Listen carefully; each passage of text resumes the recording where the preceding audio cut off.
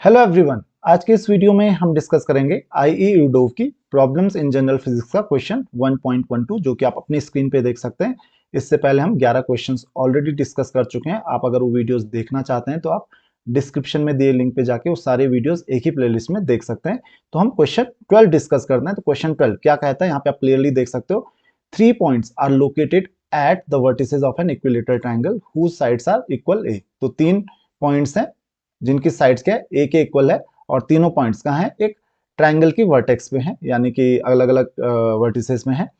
अब वो तीनों पॉइंट्स क्या करते हैं, with velocity v constant in modulus, वो तीनों पॉइंट एक दूसरे की तरफ मूव करने लगते हैं with velocity v constant in modulus, यानी कि उनका मैग्नीट्यूड कांस्टेंट है। With the first point heading continuously towards second, second for third and third for first. तो फर्स्ट पॉइंट जो है सेकंड की तरफ आ रहा है, सेकंड पॉइंट जो है थर्ड की तरफ जा रहा है, और थर्ड पॉइंट जो है वो फर्स्ट पॉइंट की तरफ आ रहा है कंटिन्यूअसली। तो ऐसे में कह रहा है कि how soon will points converge, यानी कि पॉइंट्स कन्वर्ज करेंगे, कितनी जल्दी पॉइंट्स कन्वर्ज करेंगे, कितना टाइम उनको कन्वर्ज करने में लगेगा। कन्वर्ज करने का मतलब क्या हुआ कि एक दूसरे के पास आने में उनको कितना टाइम लगेगा, यानी कि एक दूसरे से कंबाइन होने में तीनों पॉइंट्स किस टाइम पे मिल जाएंगे। तो चलिए हम यहाँ पे एक ट्रायंगल ले लेते हैं,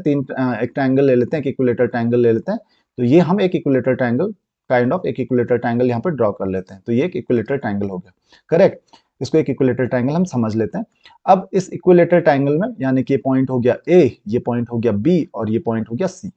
हम क्या कर रहे हैं, ध्यान से समझिए इसको। जो पॉइंट ए पे पार्टिकल 1 रखा हुआ है, पॉइंट बी पे पार्टिकल 2 रखा हुआ है, पॉइंट सी पे पार्टिकल 3 रखा हुआ है। पार्टिकल 1 जो है वो पार्टिकल 2 की तरफ चलना शुरू करता है, पार्टिकल 2 जो है पार्टिकल 3 की तरफ चलना शुरू करता है, पार्टिकल 3 पार्टिकल 1 की तरफ चलना शुरू करता है। और जब ये एक दूसरे की तरफ चलना शुरू करेंगे तो ये कब मिलेंगे। अब आप सोचोगे ये तो कभी नहीं मिलेंगे, क्योंकि कांस्टेंट स्पीड से चल रहे हैं, वेलोसिटी का जो मैग्नीट्यूड है वो कांस्टेंट है। लेकिन ऐसा नहीं है, क्योंकि देखो पार्टिकल 1 जो है हमेशा पार्टिकल 2 की तरफ जाएगा, यानी कि पार्टिकल 2 अभी पॉइंट बी पे थोड़ी देर बाद थोड़ा आगे चला जाएगा, तो पार्टिकल 1 की डायरेक्शन है वो भी चेंज हो जाएगी। तो इस तरीके से जो पार्टिकल 1 है, क्योंकि पार्टिकल 1 जब पार्टिकल 2 की तरफ चलना शुरू करेगा, शुरू में तो बी की डायरेक्शन में ही जाएगा, लेकिन जैसे जैसे पार्टिकल 2 भी आगे की तरफ जाता रहेगा तो 1 की जो डायरेक्शन है 2 की तरफ हो जाएगी, और वो मुड़ जाना शुरू हो जाएगा, ये मुड़ जाएगा, और कुछ इस तरीके से पॉइंट ये मुड़ेगा, कुछ इस तरीके से इस पॉइंट तक ये आ जाएगा। सेम बी के साथ भी होगा। जो बी पॉइंट पे जो पार्टिकल 2 है, सेकंड पार्टिकल भी कुछ इसी तरीके से मूव करेगा। वो 3 की तरफ जब जाना सीधा करेगा शुरू सी की तरफ, बी से सी की तरफ, तो ये सी की तरफ सीधा नहीं जाएगा, क्योंकि पार्टिकल 3 तब तक ए की तरफ जाना शुरू कर चुका होगा। तो वो उसको फॉलो करते हुए सीधे सीधे नहीं, बल्कि कुछ इस तरीके से जाएगा। और सेम 3 के साथ भी होगा, वो 1 को फॉलो करते करते, 1 क्योंकि नीचे की तरफ आ रहा है तो 1 को फॉलो करते करते वो कुछ इस तरीके से आएगा। तो ये इस तरीके से तीनों पार्टिकल्स किसी एक पॉइंट पे मिलेंगे। तो आई होप कि सबसे पहले ये चीज आपको समझ में आ गई होगी कि मिलेंगे किस तरीके से। तो आप ये मत सोचिए कि पूरे वर्टिसेस पे ही घूमते रहेंगे, नहीं, वो एक दूसरे की तरफ आ रहे हैं तो बिल्कुल टेढ़े टेढ़े एक दूसरे की तरफ जाना शुरू कर देंगे। अब यहाँ पे क्या बोल रहा है कि how soon the points will converge, तो यहाँ पे पॉइंट्स कितनी जल्दी कन्वर्ज करेंगे। बहुत टिपिकल सा क्वेश्चन है, यहाँ पे आपको थोड़ा सा कैलकुलस की जरूरत पड़ेगी। क्यों? क्योंकि यहाँ पे हर पॉइंट पे पार्टिकल की जो डायरेक्शन है वो चेंज हो रही है, और हमको पता भी नहीं है कि कितना डिस्टेंस ट्रेवल करेंगे। तो हम इनिशियल कंडीशन मान लेते हैं कि इनिशियली जब हम ट्राइंगल मान लेते हैं कि मान लेते हैं at particular time T, at a time T, किसी भी टाइम टी पे ये एक ट्राइंगल तो बनाएंगे हर केस में, किसी भी पॉइंट पे एक ट्राइंगल तो बनाएंगे, चाहे जैसे यहाँ पे उसकी वैल्यू ये है और पॉइंट यहाँ पे, तो एक ट्राइंगल यहाँ पे भी बन जाएगा कुछ इस तरीके से। तो किसी भी पॉइंट टी पे मान लेते हैं, let the vertex of triangle, जो ट्राइंगल की वर्टेक्स है वो क्या मान लेते हैं, बी एक्स, क्या मान लेते हैं, एक्स मान लेते हैं वर्टेक्स ऑफ ट्राइंगल। तो टाइम टी पे वर्टेक्स ऑफ ट्राइंगल क्या है, एक्स है। अब यहाँ पे एक पर्टिकुलर पॉइंट की हम बात करते हैं, एक पर्टिकुलर पार्टिकल की बात करते हैं। तो जो 1 पार्टिकल है वो V2 पार्टिकल की तरफ जा रहा है V1 स्पीड से, और 2 पार्टिकल जो है 3 की तरफ जा रहा है वो V2 स्पीड से। तो यहाँ पे इसकी जो डायरेक्शन है इधर को है V1, और V2 की जो डायरेक्शन है वो इधर को। इन दोनों के बीच का जो एंगल है वो कितना हो गया, 120 डिग्री का, क्योंकि 60 डिग्री का एंगल है तो 120 डिग्री हो जाएगा, करेक्ट। अब अगर मैं बात करूं अलोंग द वर्टेक्स, मान लेते हैं अगर जो मैं बी से सी तक की डिस्टेंस कर रहा हूं, तो एक पर्टिकुलर टाइम पे मैंने कहा इनके बीच का जो डिस्टेंस है वर्टेक्स है जो ट्रायंगल की, वो एक्स है, तो एक्स ये डिस्टेंस हो जाएगा, करेक्ट। तो यहां पर क्या होगा, यहां पर द रेट, या आप कह सकते हो velocity, the velocity the velocity with which जिस वेलोसिटी से द पार्टिकल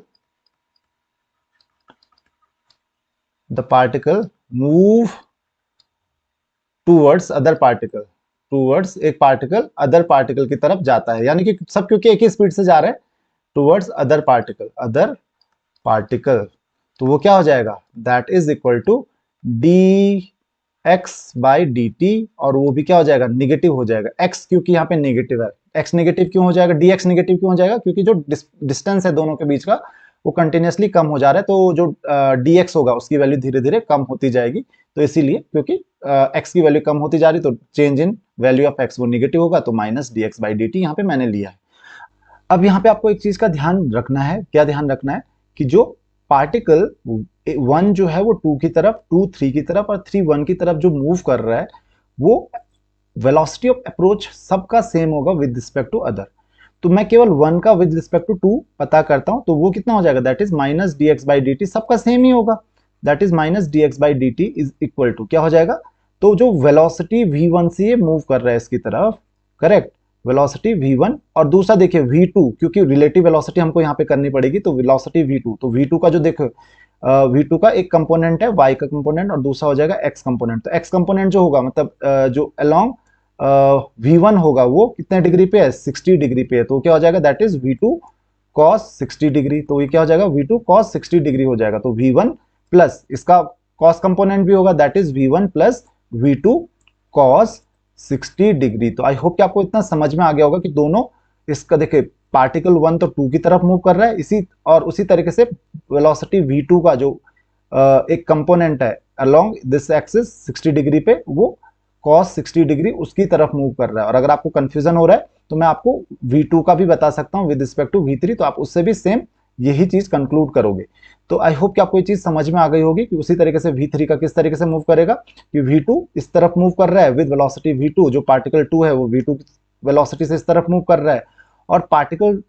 3 जो है c पे वो किस तरफ मूव कर रहा है, a की तरफ मूव कर रहा है, तो ये एंगल भी 60 डिग्री है, तो इधर जो कंपोनेंट होगा इसका that is v3 cos 60 degree, तो सेम होगा, सब वही ऐड हो जाएंगे। और ऐड क्यों हो रहा है ये चीज ध्यान रखना, क्योंकि जब पार्टिकल आपको पता है एक दूसरे की तरफ मूव करते हैं तो वो ऐड होते हैं, तो क्या हो जाएगा यहां से देखिए, minus d x by d t will be equal to किसके बराबर हो जाएगा, ये v1 और v2 दोनों की वैल्यू क्या है, सेम है, यानी कि v ही है, और cos 60 की वैल्यू क्या होती है, that is v plus v, cos 60 की वैल्यू क्या होती है 1/2, तो v प्लस v/2, और यू कैन से 3v/2, ये किसकी वैल्यू आ गई, minus d x by d T की। तो इंटीग्रेट करूंगा मैं नहीं, या फिर पहले मैं माइनस डी एक्स ऐसे लिख सकता हूं कि minus d x equal to क्या हो जाएगा, 3v/2 into d t. Now integrating both sides, अगर मैं इंटीग्रेट कर लेता हूं दोनों तरफ तो क्या हो जाएगा, minus d x is equal to 3v/2, तो कांस्टेंट रहेगा, केवल इंटीग्रेशन किसका होगा इधर, डी टी का। तो dx का इंटीग्रेशन कहां से कहां तक करना है, शुरू कहां से किया था हमने, a से, और खत्म कहां पे किया, 0 तक, कहां से शुरू हुआ था, a डिस्टेंस से, और लास्ट में डिस्टेंस कितना रह जाता है, 0, और dt का कहां से हो जाएगा इंटीग्रेशन, 0 टाइम t से शुरू, t जो है शुरू हुआ 0 से, और लास्ट में मान लेते हैं टाइम t वही टाइम पता करना है मुझे कि जब वो